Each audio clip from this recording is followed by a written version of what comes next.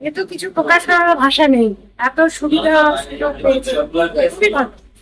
এবং এই প্রথম রানাঘাট শহর থেকে ছাড়ছে, পুরো ভারতে প্রথম। হ্যাঁ, এটা কতখানি গর্বিত মনে করছে? তো আছে, গর্বিত তো আছি অবশ্যই, কিন্তু আমি জানি না এটা কবে থেকে আমরা ভালো রাখতে পারবো। এটা ডিপেন্ড করছে আমাদের উপর টোটালি।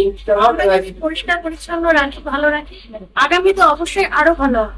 রানাঘাট থেকে পূর্ব ভারতে এই প্রথম। হ্যাঁ, প্রথম লোকাল এসি লোকাল রেল।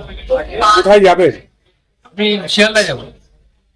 এই যে রানাঘাট শহর থেকে পূর্ব ভারতে প্রথম এখান থেকে ট্রেন চলছে এসি, কতক্ষণই আশা করতে পারেন এই ট্রেনটার উপর যে ভাঙচুর বা মানুষের না, মানসিকতা? এটা তো মেনে নিতে পারি না এইসব মানসিকতা গুলো।